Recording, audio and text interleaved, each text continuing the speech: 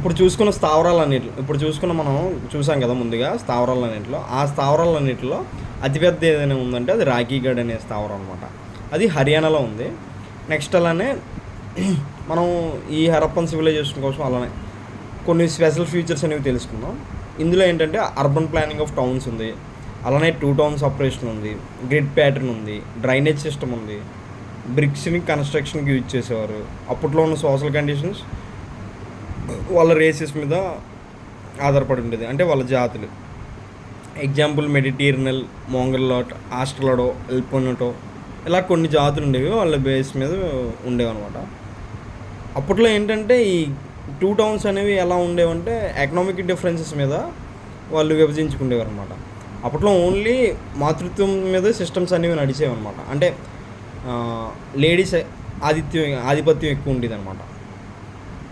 Next అప్పట్లో ఉన్న economical conditions ఏంటంటే వ్యవసాయంలో తెచ్చుకున్నారు, అలానే పోషణ ఎక్కువ ఉండేది, పశు పోషణ అంటే మిల్క్.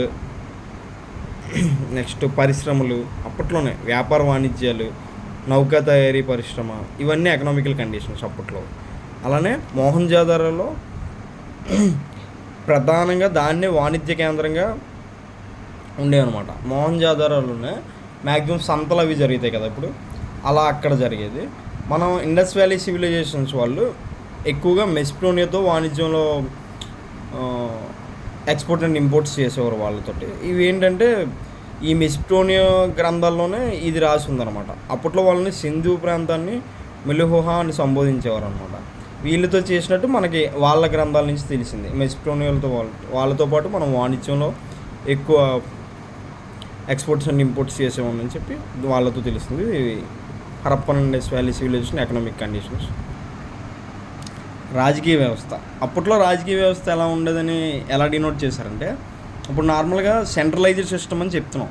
దాన్ని ఎలా చెప్తున్నాం అంటే మొత్తం అంతా 1.3 మిల్లీమీటర్ స్క్వేర్ కిలోమీటర్ ఉన్న ప్రాంతాన్ని మొత్తం సేమ్ సెంట్రలైజ్డ్గా, అంటే అన్ని నిర్మాణాలు ఒకే విధంగా ఉన్నాయంటే దానికి అర్థం ఏంటి, మొత్తం అంతా ఒక దగ్గర నుంచే మనకి ఆర్గనైజ్ అవుతుందని.